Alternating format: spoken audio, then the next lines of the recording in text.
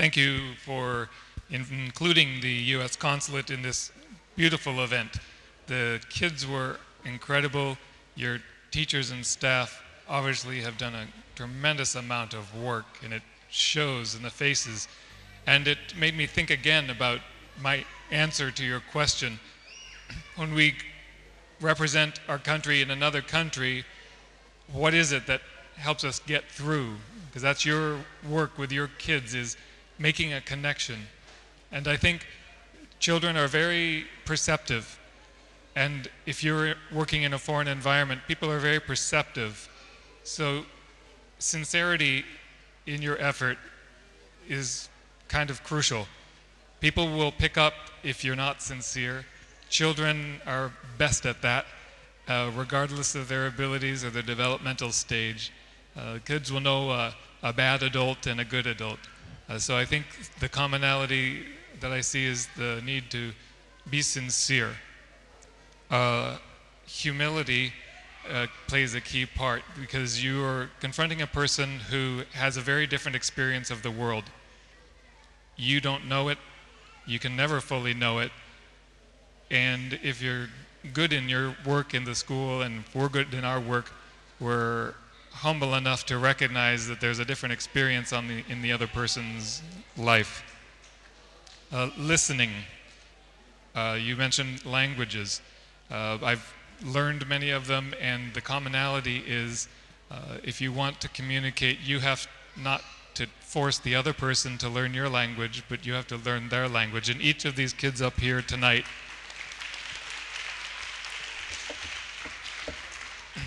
has their own language, their own way of communicating. And what was evident on the stage was how the teachers are aware of each child's way of communicating themselves, with their bodies, with their smiles, with their words, or with their music. And lastly, when all else fails, it's just trying to establish a basic human connection. Very often I'm in a place where I don't know the language, they don't know my language, we can't communicate through those ways, so you just have to find a way of connecting at the basic human level. Sometimes if I'm in a field in China somewhere, it's just sharing a cigarette. I don't smoke, but if somebody offers me a cigarette, that's the gesture, share. Or I'm in a small town in a place and they don't know my language, I don't know theirs, and they invite you to sit and eat. That's the connection. And to be open to the connection and offer the connection. And that's what I saw going on here too. Your kids are often shut off in society, in our society as well. And making that connection can be hard. They're used to being closed in. And so when somebody reaches out and just finds a way to show, I'm a human, you're a human, that's when the connection made and you can move forward. So that's, your question was an interesting one. It made me reflect on how we can do our work best. Thank you and congratulations. Thank you. Thank you, sir. I think your point about this heart to heart as a human is so valid. I think with our children, and I think teachers know it best, and the kind of work they do is all actually a heart to heart work. And that's what actually got the show here today. What you saw is only, that's the biggest mode of communication, where touch and the way they interact with each other. Yeah, thank you very much, sir. Mrs. Murphy, my next question is to you. When we actually got your profile, we were, we were really wondering what kind of work and life experiences you have. You've led your life in such a way that, it just speaks volumes of the indefatigable spirit that you have and the courage that you've, shown through these years. How have you grown through these experiences? How has it really, helped you in life? Can you? Well, first of all, can I say it's a privilege to be here. I think I have always dreamed of sitting beside a Gurkha, but hang on a minute, we've a guy here who's even braver than the Gurkhas. I take my hat off to you. Oh, I don't have a hat. But the only thing is, there was something wrong in what you said. You're not 65. You're only 21, like me. all right? But anyway, you all have the most magnificent hearts. But I needed a catalyst to wake me up, to get me going again. But you know what? The wonderful catalyst is here. The catalyst is just sitting along from me. What a privilege it is, an absolute miracle. I thank you from my heart. I'm a nothing. I'm a nothing in this world. I'm a failed vet, hey, ha ha. But you know what? At least I've managed to do something, because I've managed not to give up.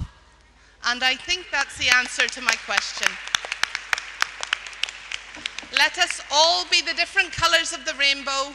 Let us all work together, and let us always create that wonderful magic of light to save the world. I beg you. Thank you.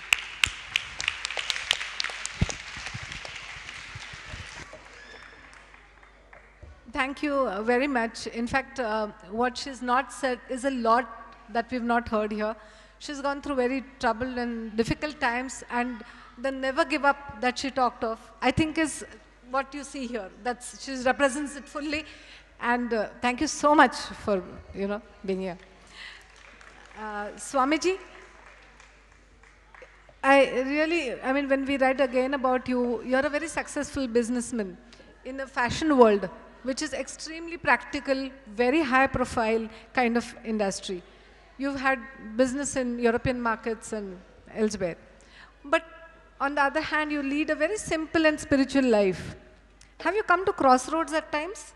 What kind of, stance have you taken at that time? How have you gone about balancing these two ends of business on one, spirituality on the other? Can you just share your views here? Yes, indeed, I have come across many crossroads, and it's a continuous strings of crossroads.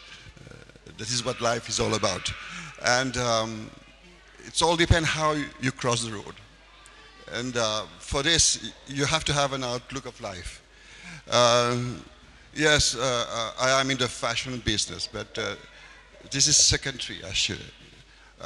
First of all, I am a spiritual person, and I am a spiritual person all the time. And time to time, I do some business. Okay. Okay, so I don't own anything. I don't have a business, all right? The business belongs to all those who work with us.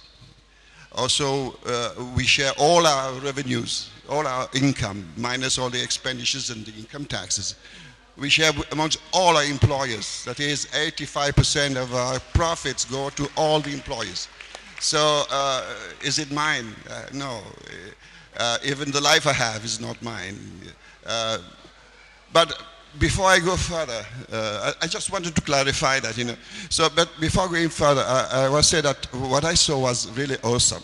And I was deeply touched with that. And I really appreciated the way you have shown how close to nature we have. Okay? Because actually, we are nothing more than nature. The human beings have a tendency to feel that they are at the center of nature, and nature turning around them. No, it's exactly the opposite. All right? Nature is the center, and we are turning around it. Actually, we are part of it. We're not even part of it. We are nature. This is what I learned with the spirituality of Advaita, whereby I'm not more than you, you're not more than me, we are all equal. I'm not more than an ant, and I'm not more than a fly, and the president of whatever republic is not more important than me, and I'm not more important than him or her either.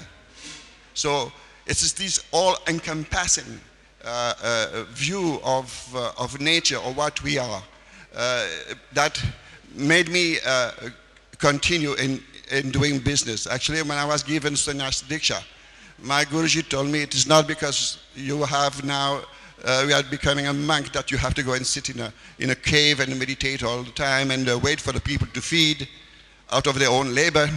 No, you have to go back into public and work and give opportunity to many people, and instead of giving a fish to them, like Mao Zedong was saying, I think, give them a boat and an angle to fish with. So this is what we are doing. Thank you. Thank you. In fact, Swamiji, what you said, I think resonates what today's program talked of. Every human being is same, equal, valuable, no matter how small, no matter how big.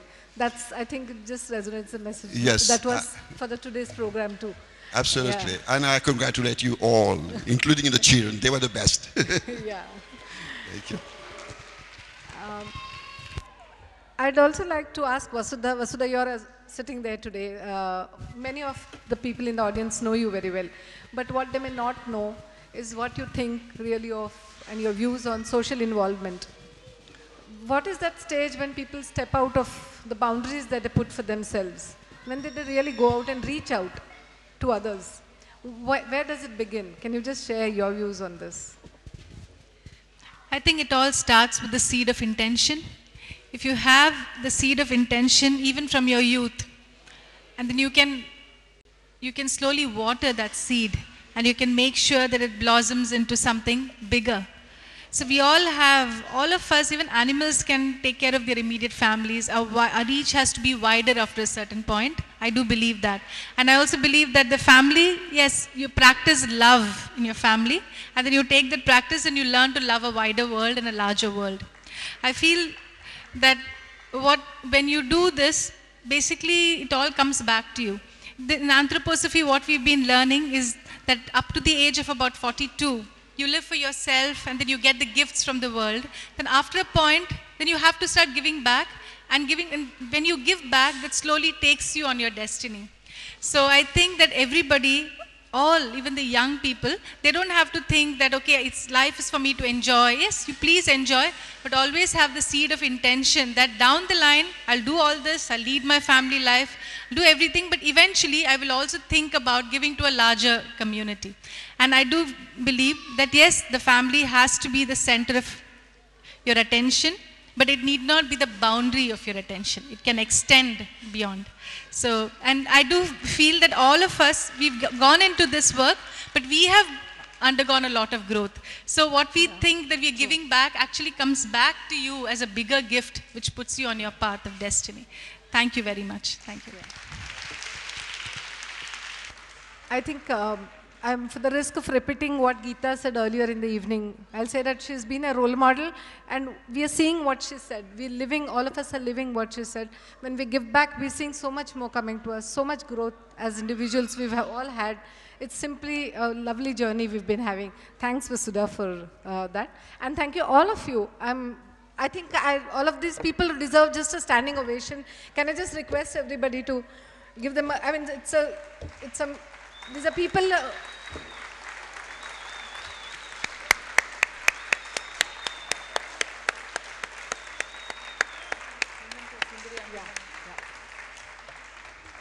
I now request Mrs. Sundari, our managing trustee, to come over and hand over the mementos to our guests. Thank you all very much.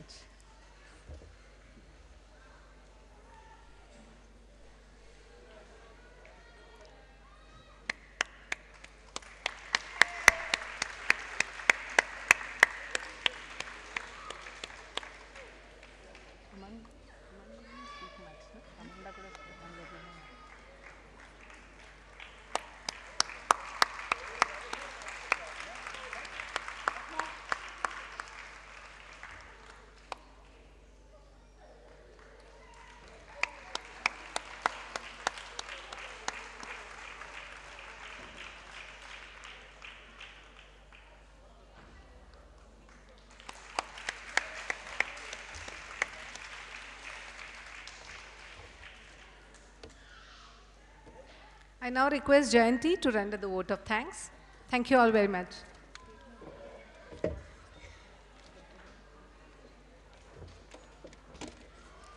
Good evening. At the end of any big event like this, our hearts and souls are so full of joy, amazement, and certain feeling of solidarity that suddenly we feel like acknowledging all the people who have contributed to this feeling. It is a phenomenon that we have seen repeatedly at VXL, that when energies are needed to enliven a project, even the universe rains its positive energy in full force.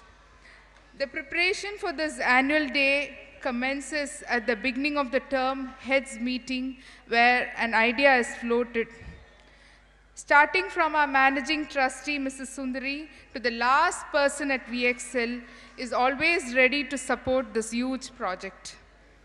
First of all, I would like to thank the chief guest of this evening, Major General Ian Cardoso, Chairperson, Rehabilitation Council of India, for having come all the way from New Delhi to attend this function amidst his busy schedule.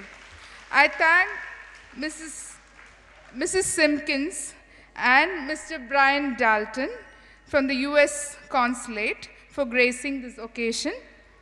Thank you, Mr. Christian Fabre and Mrs. Amanda Murphy, who have come to attend this function. I take this opportunity to thank Narada Gana Sabha for letting us use this auditorium. I cannot forget to thank the staff members of VXL who poured their creativity without reserve and helped to put together the music, screenplay, story, and dance for this event. The untiring strength of training and getting the children to perform is a feat in itself. We're very happy to thank the parents for partnering with us in this venture and cooperating with us throughout. It is important for me to thank the people who have enlivened the stage with the props, especially the staff of VRC and counseling department. At this juncture, I would like to thank the trainees of the Academy of Teacher Excellence and the coordinator of ATE who have helped us with the ushering, and also the office staff of VXL who have helped us in many, many ways to put this event together. Last but not the least, we are very thankful to all the friends, well-wishers, donors, and the old staff of VXL who have come from far and near to see